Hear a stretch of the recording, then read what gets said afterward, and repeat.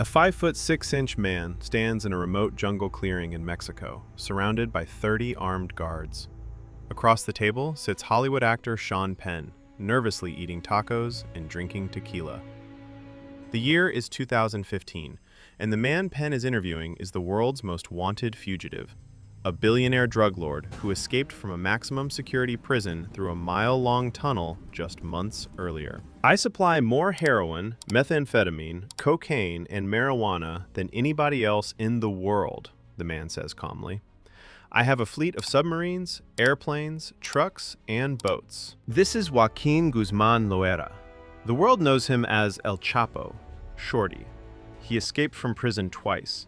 He built an empire that flooded American streets with hundreds of tons of cocaine. Forbes ranked him among the most powerful people on Earth. And when he was finally caught, it took the combined might of the DEA, Mexican Marines, and intelligence from multiple countries just to keep him in handcuffs. But here's what makes his story truly remarkable. This billionaire kingpin started life selling oranges on the street. He grew up in a dirt floor house, endured brutal beatings from his father, and entered the drug trade as a teenager just to survive. So how does a poor farmer's son become the most powerful drug trafficker in history? How did he escape from 2 maximum security prisons? And what finally brought him down? April 4th, 1957. A baby is born in a dirt floor house in La Tuna, a remote village in Badiraguato, Sinaloa, Mexico. His name is Joaquin Archibaldo Guzman Loera. His father, a poor opium poppy farmer, is a violent alcoholic who beats his mother and later turns on young Joaquin. There's no running water, no electricity, no opportunities. Joaquin leaves school in 3rd grade because his family needs him to work. He sells oranges, candy, and soft drinks. He takes care of his grandmother's cattle. But even as a child, Joaquin has ambition. One day, he sees his uncle, Pedro Aviles Perez, pull up in a fancy white car. Pedro is in the drug business, and he's doing well. Joaquin stares at that car, mesmerized. He swears to his father that he'll become the most powerful drug lord who ever lived. His father laughs at him. By age 15, Joaquin is cultivating his own small marijuana plantation. The nickname El Chapo, short for Shorty, sticks because of his 5 feet 6 inches height and stocky build. What he lacks in stature, he makes up for in determination and ruthlessness. In the late 1970s, El Chapo begins working for Héctor Luis Palma Salazar, helping map smuggling routes through Sinaloa into the United States. His reputation grows. In the early 1980s, he's introduced to Miguel Ángel Félix Gallardo, the godfather of the Mexican drug trade and head of the Guadalajara Cartel. Impressed by El Chapo's work ethic, Félix Gallardo hires him as his chauffeur and logistics chief. This is El Chapo's education. He watches, he learns, he absorbs every detail: the smuggling routes, the bribery networks, the violence, the strategy. He earns a new nickname, El Rápido, the fast one, because of how quickly he transports drugs from Mexico to the United States. When Félix Gallardo is arrested in 1989, the Guadalajara cartel fractures. El Chapo sees his opportunity. At age 32, he founds the Sinaloa Cartel. El Chapo understands something his competitors don't. Innovation wins wars. While other cartels rely on traditional methods, El Chapo pioneers elaborate underground tunnels equipped with lighting, ventilation, and rail systems. Some stretch for miles. One tunnel between Agua Prieta, Mexico, and Douglas, Arizona, becomes legendary. It's called Cocaine Alley. El Chapo hires engineers from Durango to design these passageways. One features a secret entrance. Turning a water faucet opens a hydraulically activated trapdoor underneath a pool table. But tunnels are just the beginning. His cartel uses submarines, carbon fiber airplanes, fishing boats, trains with secret compartments, and even catapults to launch drugs over the border. The DEA later estimates he matches the influence and wealth of Pablo Escobar. By the early 1990s, the Sinaloa Cartel controls vast territories across Mexico, with distribution cells throughout the United States: New York, Miami, Atlanta, Chicago, Los Angeles. El Chapo's product floods American streets. His operation brings in an estimated $3 billion annually. But with power comes violence. El Chapo enforces his will through an army of sicarios, hitmen, who carry out brutal executions. One former bodyguard later testifies about witnessing El Chapo torture a rival with a clothing iron, leave him in a henhouse for days, then personally shoot him in the head and bury him alive while still gasping for air. El Chapo also cultivates a Robin Hood image in Sinaloa, building schools and churches, handing out money to the poor. In narco corridos, drug ballads, he's glorified as a hero. And then, on May 24, 1993, everything changes. May 24, 1993, 3:30 p.m., Miguel Hidalgo International Airport, Guadalajara. Cardinal Juan Jesus Posadas Ocampo, the 66-year-old Archbishop of Guadalajara, arrives at the airport to pick up the Apostolic Nuncio. He's driving a white Grand Marquis.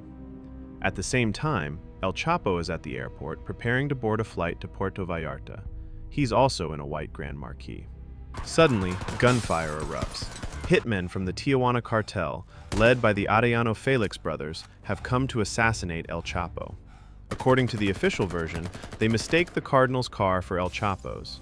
Within minutes, Cardinal Posadas is struck by 14 bullets. His driver and 5 others are killed. El Chapo and his men return fire and escape in the chaos. The Cardinal's murder sends shockwaves across Mexico and around the world. The Catholic Church is outraged. Mexican President Carlos Salinas faces enormous pressure.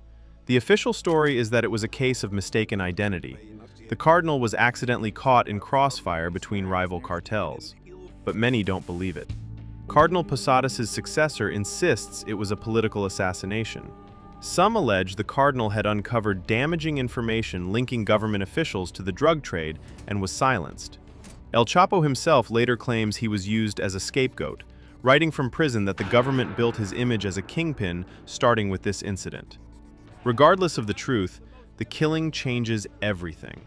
The Mexican government launches a massive manhunt for El Chapo. International pressure mounts. He can no longer operate in the shadows. On June 9, 1993, just 16 days after the Cardinal's murder, El Chapo is arrested in Guatemala City. He's extradited to Mexico and sentenced to 20 years in Puente Grande, a federal maximum security prison in Jalisco. For most criminals, this would be the end. For El Chapo, it's just the beginning of a new chapter. Prison doesn't break him. He bribes guards to maintain an opulent lifestyle. He has conjugal visits. He holds business meetings. He even has a girlfriend, a fellow inmate named Zulema Hernandez, a former policewoman turned drug trafficker. El Chapo continues running the Sinaloa Cartel from his cell, coordinating shipments and settling disputes. Guards are paid handsomely to look the other way. But in 2001, the Mexican Supreme Court makes it easier to extradite prisoners to the United States. El Chapo knows if he's sent to the US, he'll never get out. His empire will crumble. So he makes a decision.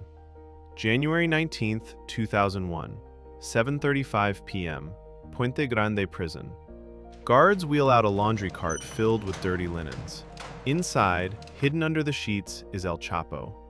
The escape allegedly costs him $2.5 million in bribes. More than 70 guards are implicated, including the warden. El Chapo disappears into the mountains of Sinaloa, where locals view him as a hero. For the next 13 years, he remains a ghost. The Mexican government launches manhunts. The US offers a $5 million reward. Nobody can find him. During these years, El Chapo solidifies control. He forms an alliance with Ismael El Mayo Zambada Garcia. Together, they become the preeminent leaders of the Sinaloa Cartel. The violence escalates. Tens of thousands die in cartel wars. Ciudad Juarez becomes one of the deadliest cities in the world around 2010. But El Chapo thrives. He travels freely throughout Mexico using tunnels and safe houses. In 2007, he marries Emma Coronel Aispuro, an 18-year-old American beauty queen, in a lavish ceremony in Canelas, Durango. They have twin daughters. By 2009, Forbes ranks him among the most powerful people on Earth. But the walls are closing in. February 22, 2014, 6:40 a.m., Mazatlan, Sinaloa. A joint operation between the DEA and Mexican Marines finally catches up with El Chapo. Days earlier, authorities raided a house in Culiacan and discovered 7 homes connected by secret tunnels, including one hidden under a bathtub. They missed El Chapo by minutes. But he makes a mistake. He decides to stay in Mazatlan to see his twin daughters before retreating to the mountains. Mexican Marines storm a beachfront hotel. They find El Chapo with Emma and the twins. No shots are fired. Mexican President Enrique Peña Nieto celebrates. This is a pivotal triumph in our fight against organized crime. The U.S. immediately requests extradition. Mexico refuses. Peña Nieto insists El Chapo will face justice in Mexico and makes a bold promise. Another escape would be more than regrettable. It would be unforgivable. El Chapo is sent to Altiplano Federal Prison, a maximum security facility near Toluca. It's considered escape-proof. He's placed under 24/7 surveillance with a camera pointed directly at his cell. They're confident. This time, he isn't getting out. They're wrong.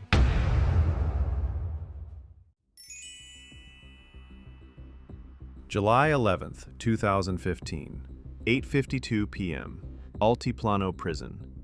Guards sound an alarm. El Chapo is missing. Surveillance footage shows him pacing his cell earlier that evening, first to the toilet, then the shower, then the bed. He keeps checking the shower area, the only spot not visible to cameras. Finally, he sits on his bed, takes off his shoes, and walks to the shower. He crouches behind the half wall and disappears. Guards find a 20 by 20 inch opening in the shower floor. Below, a ladder descends 33 feet to a tunnel. This isn't just any tunnel, it's an engineering masterpiece. The passageway is 5.5 feet tall, just high enough for Shorty to walk without hitting his head. It stretches over a mile. It's equipped with lighting, ventilation, PVC structural supports, and a modified motorcycle mounted on rails. The tunnel exits inside a half-built house nearby. Officials estimate it required removing 350 truckloads of dirt at a cost of at least $5 million. El Chapo is gone. Peña Nieto's presidency is in shambles. A $8.8 million combined reward is offered. Highways are blocked. Airports shut down. But El Chapo vanishes. October 2015, a remote jungle location. El Chapo has been on the run for 3 months, hidden in the Sierra Madre Mountains. But he has a plan. He wants to make a movie about his life. He's been in contact with Mexican actress Kate del Castillo, who starred in a telenovela about a female drug lord. He trusts her. Del Castillo brings Sean Penn. After a 7-hour journey through mountainous jungle, they arrive at a compound surrounded by 30 to 35 armed guards, with another 100 soldiers nearby. The meeting lasts 7 hours. They sit at a table loaded with tacos and tequila. El Chapo tells Penn he entered the drug trade at 15 because there was no other way to survive. Then he says the words that will define the interview. I supply more heroin, methamphetamine, cocaine, and marijuana than anybody else in the world. I have a fleet of submarines, airplanes, trucks, and boats. Penn asks if his activities impact Mexico. Not at all, El Chapo replies. The day I don't exist, it won't decrease in any way at all. After his dramatic escape from a maximum security prison in July 2015, El Chapo did not disappear completely. Instead, Mexican and U.S. authorities shifted their focus from chasing the man to tracking his communications network. Rather than attempting to locate him directly, investigators monitored the flow of messages moving through lawyers, intermediaries, and trusted associates. Particular attention was paid to contacts connected to efforts by El Chapo to tell his story publicly, including communications involving actress Kate Del Castillo and actor Sean Penn. Electronic surveillance and pattern analysis did not immediately reveal El Chapo's exact location. However, it provided something just as important: a clearer picture of where he was operating, how often he was moving, and who he depended on to stay hidden. By late 2015, authorities had narrowed his activity to northwestern Mexico. They observed a reduction in his communications and a shift toward tighter security, signs that El Chapo believed authorities were closing in.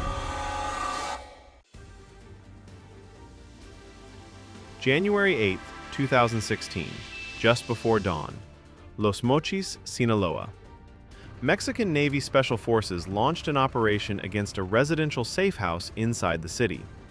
As Marines entered the property, they were met with heavy gunfire. Several of El Chapo's armed associates were killed. One Marine was wounded. During the chaos, El Chapo and his security chief, Ivan Gastelum Cruz, escaped through a storm drain system that ran beneath the house. They emerged from a manhole onto a nearby street. Moments later, they carjacked a civilian vehicle at gunpoint and attempted to flee the city. A regional alert was issued almost immediately. Shortly afterward, federal police intercepted the stolen vehicle as it was traveling out of Los Mochis. El Chapo was ordered out of the car and taken into custody without further gunfire. Because of concerns about a possible rescue attempt, officers transported him to a nearby motel and held him there briefly while coordinating the transfer. He was then handed over to the Mexican Marines. By approximately 6:40 a.m., El Chapo's arrest was formally complete. On January 19, 2017, El Chapo was extradited to the United States and flown to New York. His trial began on November 13, 2018, in federal court in Brooklyn under unprecedented security. Jurors were kept anonymous, and sections of the Brooklyn Bridge were periodically closed during the proceedings. The trial lasted nearly 3 months and featured testimony from 56 witnesses. Vicente Zambada described the inner workings of the Sinaloa Cartel. Alex Cifuentes testified that the cartel trafficked hundreds of tons of cocaine between 1989 and 2014. One cooperating witness alleged that Mexican President Enrique Peña Nieto accepted a $100 million bribe from El Chapo, a claim Peña Nieto has repeatedly denied. Court filings also detailed allegations that El Chapo kidnapped, drugged, and sexually abused underage girls. Throughout much of the trial, El Chapo's wife, Emma Coronel, was frequently present in the courtroom. At one point, as testimony revealed El Chapo maintained multiple mistresses, the couple appeared wearing matching burgundy velvet blazers. On February 12, 2019, the jury returned its verdict: guilty on all 10 counts. On July 17, 2019, Judge Brian M. Cogan sentenced El Chapo to life imprisonment plus 30 years and ordered him to forfeit $12.6 billion. It is a sentence from which there is no escape and no return, said U.S. Attorney Richard Donahue.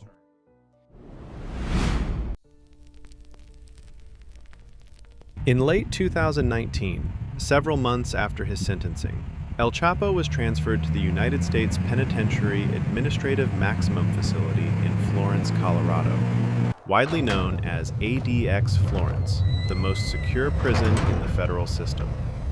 He was placed in highly restrictive housing. Inmates at ADX typically spend up to 23 hours a day alone in small concrete cells measuring approximately 7 by 12 feet. Meals are delivered through a slot in the door. Contact with other prisoners is minimal, and movement is tightly controlled under constant surveillance. In recent legal filings, El Chapo's attorneys have challenged his conditions of confinement, arguing that they amount to cruel and unusual punishment. Federal officials dispute those claims, and the litigation remains unresolved. Whatever the outcome, El Chapo is expected to spend the rest of his life at ADX Florence, under the strictest level of federal custody.